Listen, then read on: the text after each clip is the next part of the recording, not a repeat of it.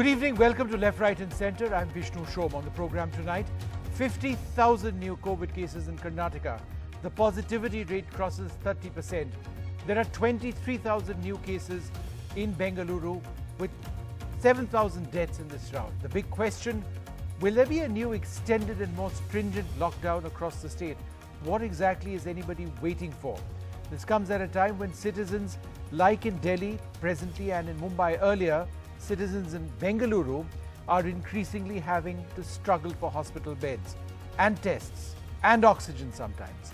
Tonight, leading doctors, experts on the spread of the virus in Karnataka and also those suffering as a result of the faltering healthcare situation. Also on the show tonight, responding to the call of the government, young final year medical students get set to go for COVID duty. These are our new soldiers, real heroes. They're just kids, but they're going to be in COVID wards and they're going to be saving lives. But first, all of this comes on a day in which the news, I'm afraid, is not good as far as COVID is concerned, with the principal scientific advisor to the government saying that a third phase of COVID is inevitable. Remember, we're just in the second phase. We've seen these record number of deaths, but now the government saying in a press conference that phase 3 is inevitable at some stage. They don't know when that's going to happen. And in terms of what you can do to fight it, the rules are still the same. Maintain social distancing, mask up. But if there is a third wave, then India, some would suggest, would be in real trouble in finding a way to fight it, given that we are struggling right now. Also, the India mutant, it's a double mutant variant. You've heard about it. People have been talking about it for 2 months. There's been overwhelming clinical evidence on the ground to suggest that there is a new variant which is causing the surge. The government now has confirmed that. The government in its press conference today said, and I quote, the current surge in some states shows that in fact this particular variant could be responsible. But we're going to look now at the situation in Karnataka, which is getting fairly challenging, desperate, some would say, at this stage. I'm joined by Dr. Ravindra Mehta, Chief of Pulmonology at Apollo Hospitals. Dr. Vishal Rao also joins us. He's a member of the expert committee of the COVID task force in the government of Karnataka. Dr. Vishal Rao, let me come to you first. We're also, in fact, joined at this stage by Danish Sheikh, who has gone through hell in trying to organize and to help his loved ones in this particular scenario. Dr. Vishal Rao, let me come to you first. Do you believe there needs to be an extension of the curfew which we've seen in Karnataka? Do you believe there needs to be a statewide lockdown which is much stricter?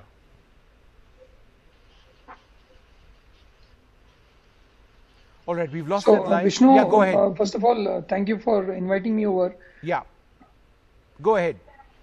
Vishnu, I personally believe that this is the right time for us to strengthen our act together.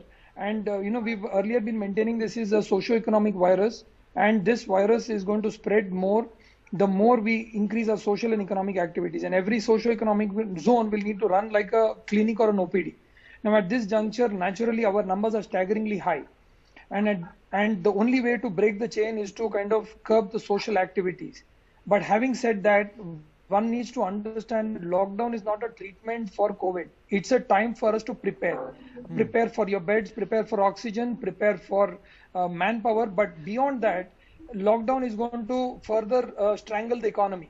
So it has to be very judiciously used for short periods for preparation. And during this period, we need to enhance the responsibility and reduce complacency, improve volunteerism among people, so that we are able to save lives. And this has to be done through mass indoor ventilation, outdoor ventilations, through social distancing, through hand hygiene.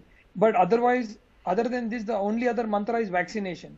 And I think that is what the committee has been advocating all through. Dr. Rao, we've got the government today on record saying that the double mutant is now responsible for the surge, at least to a large extent, perhaps along with the UK strain earlier on, but they're talking about it openly now. The question which a lot of people would ask is, at this juncture, do we know if Covaxin or Covishield are as effective against this particular strain? So if you're looking at global data on this, and it's quite worrisome because all of these vaccines have been authorized under emergency authorization and are primarily not defined for this variant. But having said that, we are definitely seeing that from data coming from globally, that if you're vaccinated, you are definitely getting at least partial protection. So there is no doubt that vaccines are effective, if not complete, but definitely there is reduced amount of deaths, there is reduced amount of diseases impact which is seen, and that is a proof of concept for our doctors also who are currently our frontline workers. So Sure. what we are definitely also knowing is that the double mutant is more aggressive, it is 60% more transmissible, 50% more lethal, and this is what I think they call tachyphylaxis, or in medicine that if something does not kill you, it makes you stronger. And that is what we are seeing with this virus, that it keeps seeming to get stronger by the wave. And Dr. Rao, on what we have basis do you say that it's 50% more lethal? So if you see the studies that have been done, and there are some very good publications that are out there, which have shown that mortality in some states have gone even up to 3.9. I think the concern here is, if you see between the first wave to the second wave, there is a difference between population-based mortality and hospital-based mortality. Hospital-based mortality, when deaths are happening in the hospital, seems to be significantly higher this time. Right. And I think Dr. Ravi can throw more light on it, but it's an obvious fact in every hospital that the deaths are higher during this period. That for us is the greater concern in the second wave. And we also know with the current consequence, and because in the first wave our learning was 100 years back, 1918. But this time our learning is from the last year. And from the last year we knew that the first assumption we did wrongly was, we said India is different from UK, which is different from USA. Then we said Karnataka is different from Kerala, which is different from Maharashtra and Delhi. Now we know that it's not about our denominator of immune system. The virus has its own way in which it is expanding itself through mutations. Right. And there are definite number of mutations that Karnataka or India has identified. And there needs to be more amount of genetic surveillance. And that's what I've been advocating for, to say that let us not be taken by the blind side. Let us proactively look at mapping the genome. Like UK is talking about genomic surveillance, epidemiologic genomic surveillance. We will need to ramp up our game to monitor the new mutations more proactively. No, absolutely. And unless we do that, we won't get behind the science at all, the spread, Absolutely. the impact, the on-the-ground situation. And obviously, it all Vishnu, leads up to whether the drugs we have actually work or not. Absolutely. Vishnu, I want to just add a point. Yeah, quickly, before I go to my other panelists. One final point, that we are talking today, we earlier talked about 3 T's, the trace, test and treat, but we have to add 2 more of teamwork and training. And training for me is going to be a big concern, because like what you're talking today, a lack of doctors coming in, but these doctors are not the experienced ones. No, they are. It's going to take a lot of pressure on the machinery of the existing system to train these doctors and get them ready. And I think that's something that we all need to together make arrangements for, because it's just not about plug and play, but also about acclimatizing them into this situation. All right. I want to go across to Dr. Ravindra Mehta, who is back with us. Dr. Mehta, how do we have him? We don't have him as yet. I wanted to therefore go across to Danish Sheikh. Danish, this morning you contacted over 40 hospitals to try and help for a friend. Could you tell us? Yeah. Could you tell us what resulted after that huge search? Even after contacting more than 40 hospitals, all the helplines that are going around, the government helplines, the BBMP helpline here, the local helpline 1912, we still have not got a bed. My manager's mum, she has, her oxygen levels are like 70 with oxygen. The ground reality here is really different. I've been struggling for the last 2 weeks to try and get beds, to try and arrange oxygen. It's hard to speak because the ground realities here are totally different. Even for a bed, we have to struggle a lot. I contacted almost all the major hospitals here, like Manipal, Apollo, Mallige, and I don't even remember the number of hospitals I have contacted, but unfortunately, we still could not get a bed. That's the ground reality here. What is the condition of the patient? She's still on oxygen support. I'm afraid if we remove her, fortunately, they have a concentrator which is helping them. But think about patients who cannot afford all that. Think about the people on the streets there. No, it's a hopeless situation. It's exactly like what it is. It is a hopeless situation. In Delhi presently. Dr. Mehta, we've got the line back with you. How is this really the next front as far as Mumbai is concerned, Bengaluru is concerned? You know, what we are going through here in Delhi is hell. You may know the entire world, you won't get anybody into a hospital. Are you headed to that situation in Bengaluru now? Yes, we're very concerned about that, Vishnu, because currently it's been around 8 or 9 days since our near the lockdown, the near lockdown, and we're still peaking away. So usually when you look at the cycle, usually require around 15 days for things to come under control. The first lot infects the second lot and a 7 to 10 day cycle goes. So we're still zipping ahead. The problem is you hope that your supplies and your infrastructure last till you wear out the virus. And that's not happening right now. We're still struggling for oxygen. Daily reports of oxygen shortage. Today we are struggling for equipment now. Ventilators, non-invasive ventilators, oxygen cannulae. So every little disposable to massive equipment to bed is now slowly dwindling out. We really have to get over this and get more preparation going. Otherwise, I think we're just going to head your way, and that's not something we're looking forward to. Dr. Rao, at this rate, when will Bengaluru be at that same situation which we face in Delhi today? So I think, if you look at the three most important things that we are needing today, the beds, oxygen and manpower, every day on an average, we are adding 50,000 cases, of which let's assume that 7 to 10% of them require beds in terms of oxygen. And that's what other states are looking like. Even then, you're looking at an average of about 4,000-5,000 patients who require beds, which is not easy. And I must tell you, the state government for that has set up some other preparation. For example, they created a step-down hospital. Now, the step-down hospital measure that has been done is a place wherein the hotel collaborates with the hospital and ramps up the bed, wherein the step-down hospital is a hotel which is given cover by a hospital, wherein makeshift oxygen is made available until a bed is vacant. Right. Now, this has been a Herculean task for the government, and naturally there is a lot of hesitation among hotels on how do we convert itself from hospitality into a hospital. Correct. It's going to be a tedious task, and there needs to be a lot of backing that needs to be given by the government, because people are concerned about what if there is a death, how do we manage it, where do I get the nurses from, how do I keep doctors there.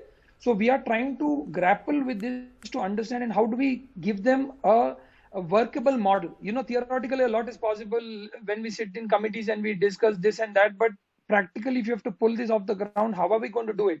So we are working with a couple of hotels to see how can we assist them in a collaborative way by which government also backs these people to say, let's do this, let's ramp up the beds, let's make makeshift beds in which people can be given oxygen, and cohesively work towards solving this in terms of understanding it. That's one aspect. The other aspect, I think, is the battling of oxygen shortage. So if your need is at about 1,500 metric ton, you are getting 800 allocation. So naturally, every hospital is asking for its ounce of oxygen. I think just today morning when me and Dr. Mehta were speaking, he has come out with a very nice algorithm on how to save oxygen. Every hospital needs to be using oxygen very judiciously. You will need to maintain your oxygen levels at 90-92%. You will need to prevent central leakages. You will need to work on preventing usage of high flow oxygen. So there are a lot of protocols that I think Dr. Ravi Mehta's team has worked very hard on, and there are our state government committee has given a lot of relevant suggestions on it. We will need to conserve oxygen in the next coming days, because the average hospital requires double or triple of its necessity, because almost all of the beds are right now COVID beds asking for oxygen. All right, but I'd like to thank all of you very much for being with us. Hopefully that situation in Bengaluru is going to be sorted very, very soon indeed. Well, in a situation like this, one of the biggest concerns is our doctors, our medical staff falling unwell. And given the nature of the infection, given its transmissibility, and in fact, unfortunately, its mortality evidently as well, it's clear that more health workers are needed. The government has now reached out to young final year doctors, doctors who are interns or final year students who across the country are our rail soldiers. We're going to try and speak to a few of them. Joining us now, Mahesh Dangi, an intern at the All India Institute of Medical Sciences at Raipur. Mahesh, thank you very much for being with us. You know, you're a young doctor yourself, being pushed into this situation, being pushed into COVID wards. Is it a challenge that you accept? Tell us a little bit about that. Yeah, we already accepted the challenge because we are working from last 1 year. In AIIMS Raipur, we are posted from last 1 year in the COVID. We are helping our colleagues or faculties. They are normally getting positive. The rate is in Chhattisgarh now. The issue is that the positivity rate is increased. Now we can say that the interns are working very hard, and the faculties, and anyway the government decision to add the more in other institute also to include the interns, final year students to join them is a very good initiative. Okay. Anyway, we can't say anywhere there will be a third wave also. As per the scientific advisor today released that press statement, there will be third wave also. Right. It is inevitable. So it's a good thing. They should have to include them. Okay. It's a time to include them.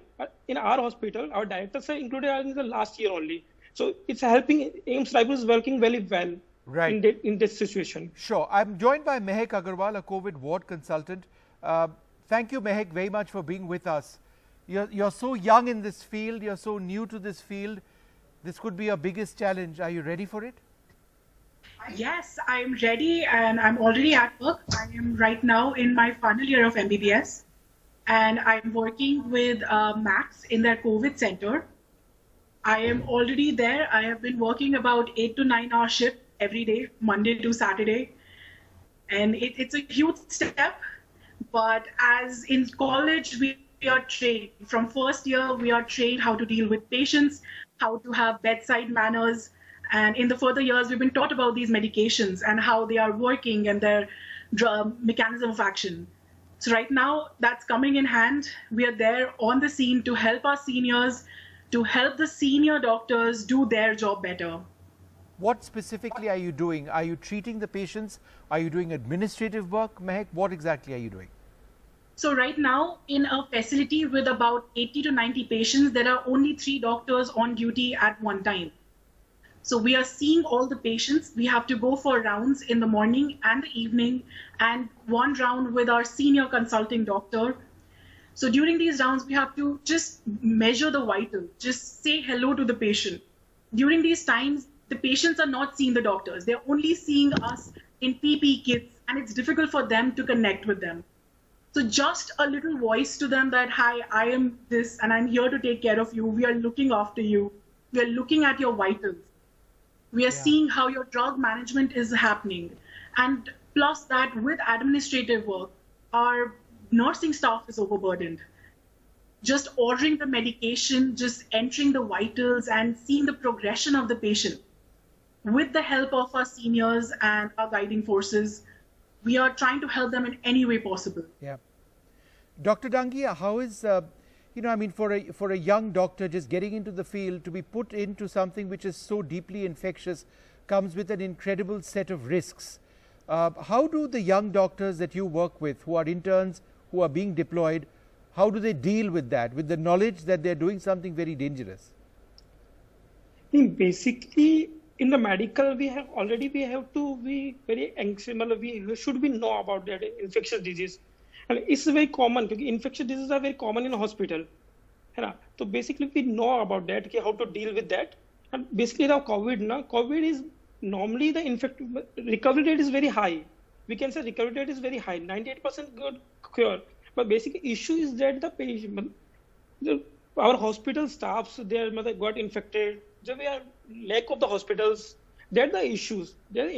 Patients are recovering. We should inform the patient that they should not be anxious. Their patients are getting cured. They should know. Okay. Or our duty, okay, the infection is there and we are dealing very well. Our senior faculties, they used to instruct before putting us in COVID duty, they just conducted the classes to how to be there. Okay, I wanted to go across actually to Yogesh Kumar, who's an MBBS final year at the All India Institute in Raipur. Yogesh, thank you very much for being with us.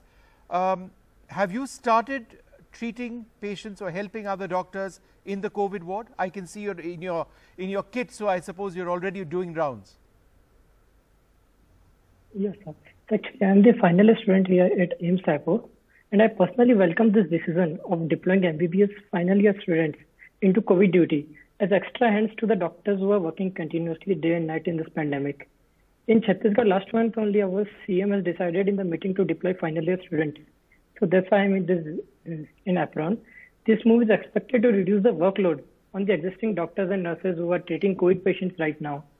Certain prerequisites are to be ensured before deploying the final year students into the hospital. And Yogesh, tell me, are you also getting a stipend for your duties from the government? No, sir. Right now we are not getting any stipend. Okay. But yeah, there are certain prerequisites we are to be ensured, like proper training from faculty before deploying the students. Right. Only vaccinated students to be deployed. Right. And government should ensure health insurance for each of the student and medical faculties, as it will motivate them to participate more and more and offer their duties. Sure. And Mehek, let me just come to you for a last question from you to you. When you told your parents and you're talking to them or your friends, I'm in the COVID ward, and they're barely used to you being a medical worker, they're just getting used to that idea, how did they react? Well, luckily, both my parents are doctors. Oh, right. So, were they more worried as a result? Yeah, but because of that, they know how many precautions we are taking. They know that we have been training for this. We made this decision coming into MBBS, knowing we'll have to face these things. So they have been a huge help. They have been training me more. They have been teaching me ways how to deal with patients, how to deal with safety precautions. Our college got us vaccinated in the first round. They when the first wave was around, they got a value-added course added to our course, which taught us about PPE. So because they have been seeing all this, parents being doctors, they know that everyone is taking precaution at the level best. I'm sure your parents are very proud of you, all of you. And I think all of us in the country are proud of our young doctors who are stepping up to this challenge, which is our greatest healthcare crisis. I'm interrupting you only because there's some very welcome news, and it is related to the All India Institute, where an oxygen generating plant has in fact been set up. It's a DRDO plant. Let's take a look.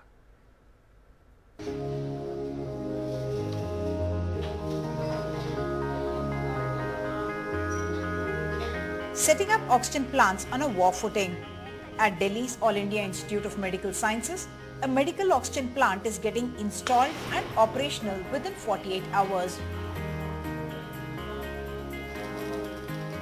By Thursday, the plant developed by India's Defence Research and Development Organization can cater to 190 patients at a flow rate of 5 liters per minute and charge 195 cylinders per day. The first 2 units have rolled out of the factory, and they have come to Delhi yesterday, and today they are being installed in All India Institute of Medical Sciences and RML, and in all probabilities you should be start working tomorrow onwards. The capacity of this oxygen plant is about 1000 liters per minute. By the end of the first week of May, 4 more such medical oxygen plants are expected to come up at Ram Manohar Lohia Hospital, Safdarjung Hospital, Lady Hardinge Medical College and at AIIMS in Jhajjar, Haryana. It's a war of a different kind against the virus. Interestingly, the medical oxygen plant technology developed by DRDO is based on the onboard oxygen generation in the light combat aircraft Tejas. Over the next 3 months, PM CARES is expected to fund 500 such oxygen plants across the country. At Dharamshila Narayana Hospital in Delhi, this oxygen plant, donated by France, has been installed and made operational within a record 18 hours. This can refill 48 cylinders of 40 to 60 liters capacity in 24 hours. The cost of the DRDO developed oxygen plant is between 40 to 80 lakh rupees. and any private hospital can opt to install it. With Rajiv Ranjan and Sharad Sharma in Delhi, Uma Sudhir, NDTV. Well, that certainly brings hope. Hopefully there'll be more such plants across all of the hospitals where patients continue, sadly, to gasp for breath.